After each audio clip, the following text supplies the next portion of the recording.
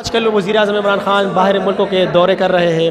ان کو یہ نہیں چاہیے کہ پہلے اب اپنے ملک کے اندر جو سیاسی بحران ہے, جو معاشی بحران ہے, اس کو سنبھالیں. تو آپ کا کیا خیال ہے کہ اس طرح کے حالات میں وزیر اعظم عمران خان کو ملک سے باہر جا کر, اچھی بات ہے اگر وہ دو ملکوں کے درمیان ثالثی کا کردار ادا کر رہا ہے, کہ اس سے پہلے اس کے ملک کے جو حالات ہیں اس پہ توجہ دینی چاہیے, کیا کہیں گے؟ آج کل ملک کے اندر جو معاشی بحران ہے اس سے خان صاحب کے امیج پہ کوئی اثر پڑا ہے؟ کیونکہ اس سے پہلے خان صاحب نے جو وعدے کیے تھے, جو دعوے کیے تھے, اس میں بہت سارے کام ایسے ہیں جس پہ انہوں نے ابھی تک ان کو سٹارٹ بھی نہیں لیا اس سے. تو آپ کیا سمجھتے ہیں کہ خان صاحب کے ووٹ بینک پہ کوئی اثر پڑا ہے اس سے؟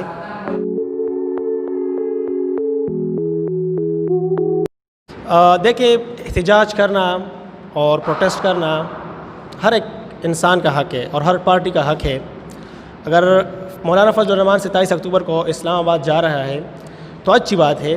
اگر وہ حکومت کو ٹف ٹائم دینے کی کوشش کر رہا ہے اور وہ یہ بھی کوشش کر رہا ہے کہ اپوزیشن کو اپنے ساتھ ملائے, لیکن یہاں پہ مسئلہ یہ ہے کہ اگر وہ احتجاج کر رہا ہے تو پھر تو ٹھیک ہے, لیکن اگر وہ انتشار پہ لانے جا رہا ہے, حکومتی ادارے بھی موجود ہیں, ان کو بھی اس پہ اسٹیپ لینا چاہیے.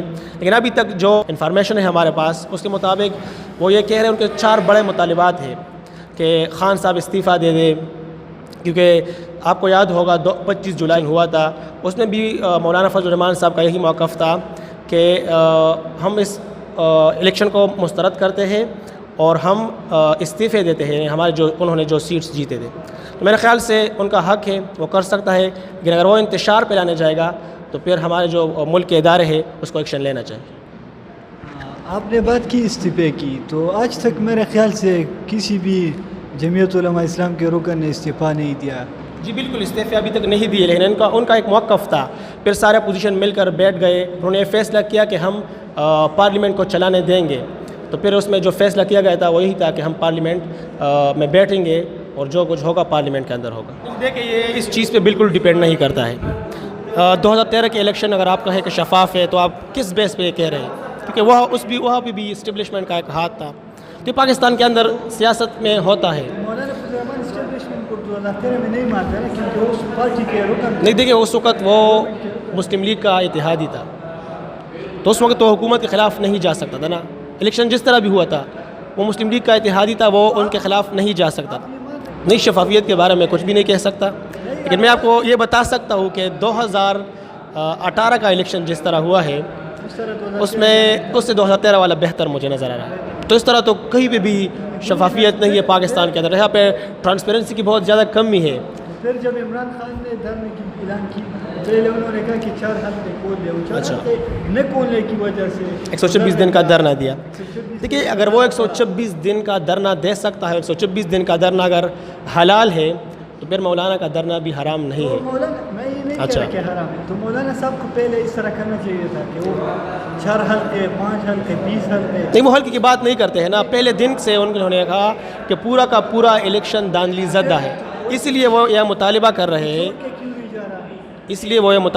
کہ دوبارہ الیکشن کرائے جائے. ان کا سب سے بڑا مطالبہ تو یہ ہے, ٹھیک ہے. اور خان صاحب بالکل یہ نہیں مانے گا. خان صاحب پہلے کہہ رہے تھے کہ میں اکیلا حکومت بناؤں گا, اتحادیوں کے ساتھ میں مل کے حکومت نہیں بناؤں گا. اگر اس طرح کچھ ہونے جا رہا ہے تو پھر میں الیکشن کراؤں گا. اس پہ بھی انہوں نے یو ٹرن لیا. تو یہاں پہ یو ٹرن خان بہت زیادہ ہے پاکستان کے اندر. اس لیے جڑتا ہے, انہوں نے خود اس بات کا اعتراف کیا ہے کہ میں یو ٹرن لیتے لیتے پاکستان کا وزیر اعظم بن گیا.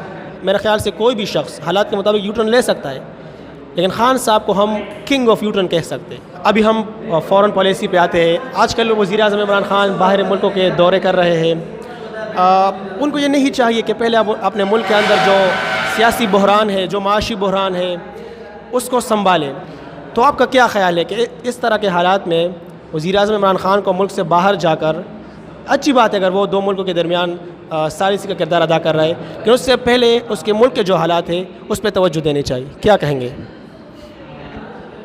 میرے خیال سے تو دونوں وہ ممالک ہیں جن سے ہمیں بڑا فائدہ مل سکتا ہے. جس طرح سعودی عرب ہم دیکھیں تو پیٹرول وغیرہ یہ سب جو ہے نا یہ ہمیں مہیا کرتے ہیں. اگر ایران کو ہم دیکھیں تو یہ وہ ملک ہے جس نے پاکستان کو سب سے پہلے مان لیا تھا کہ یہ ایک آزاد ملک ہے.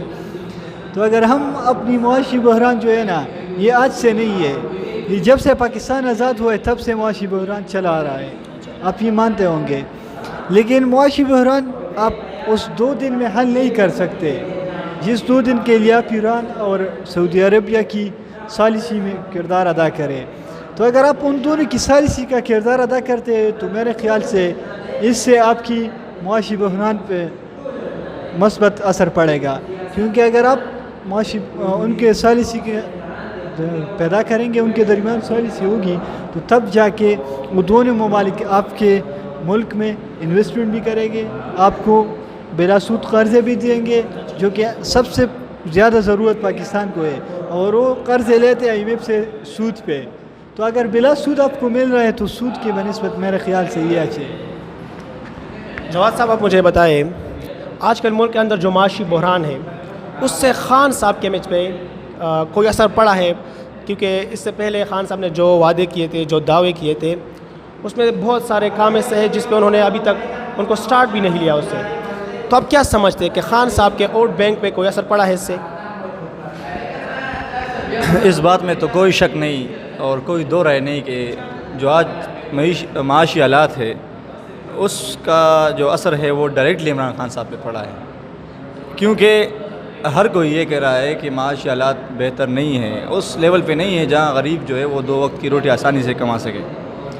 لیکن میں یہ سوچتا ہوں کہ گریجولی یہ سب کچھ جو ہے وہ نارمل ہو جائے گا. وہ اس لیے کہ جو عمران خان صاحب کو حکومت ملی اور اس کے بعد بالکل کچھ ایسے فیصلے عمران خان صاحب نے کیے جس کی وجہ سے آج وہ بھی اس حالات کو اس نہج تک پہنچانے میں اس کا بھی کردار ہے, اس فیصلوں کا.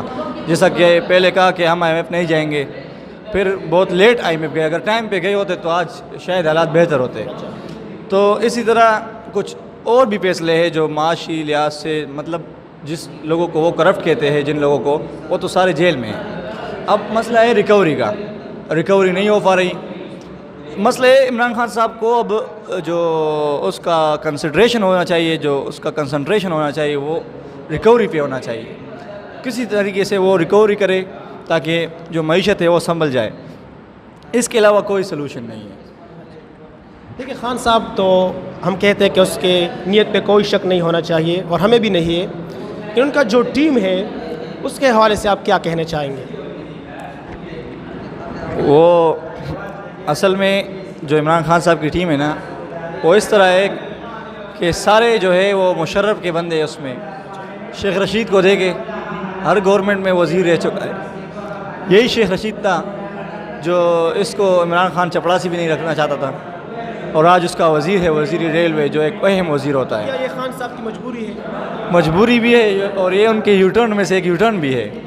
اصل میں ہمارا جو نظام ہے یہ اتنا کوکلا ہے کہ یہاں پہ آپ الیکٹیبلز کے بغیر الیکشن نہیں جیت سکتے, اور الیکٹیبلز کے بغیر آپ حکومت نہیں بنا سکتے. اور شیخ رشید بھی ایک الیکٹیبل ہے, جس طرح شاہ محمود قریشی بھی ہے. اور ابھی میں بات آپ کو ایک اور فرما رہا ہوں کہ یہ جو جہانگیر ترین صاحب ہے ہمارا, وہ بھی سپریم کورٹ آف پاکستان سے جس طرح نواز شریف نااہل ہو چکے ہیں اس طرح وہ بھی نااہل ہے. لیکن پھر بھی وہ پرائم منسٹر ہاؤس میں اجلاس کی صدارت بھی کرتے ہیں. اور یہ چیزیں جو ہے عمران خان کے لیے زہر قاتل ہے. وہ یہ چیزیں اس کو لے ڈوبے گی کہ ان کو چاہیے کہ جو ATM مشینیں ہیں اس سے بچ سکے, اس کو اس سے اپنے آپ کو بچا سکے. جس طرح جواد علی نے کہا کہ شیخ رشید ہو گیا یا MQM کی جو پارٹی ہے, کاف لیگ ہے, جو اتحادی ہے, یہ خان صاحب کی مجبوری ہے. اگر مجبوری ہے تو کیا ان مجبوری کے ساتھ وہ پاکستان کو آگے لے کے جا سکتا ہے؟ جی کیوں نہیں لے کے جا سکتے ہیں, کیونکہ اگر مجبوری ہے تو ان کی بھی مجبوری ہے. وہ جا کے مجبوری کے بنا پر اتحادی بن گئے, ان کے بھی اپنے مفادات ہوں گے.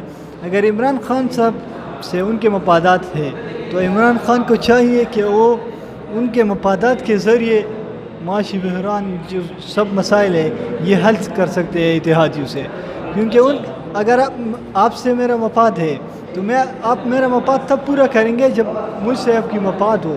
جس طرح کہ ہم کہتے ہیں جس طرح ہم کہتے ہیں کہ خارجہ پالیسی ہم بناتے ہیں تو اپنے مفادات کی بنیاد پر بنا.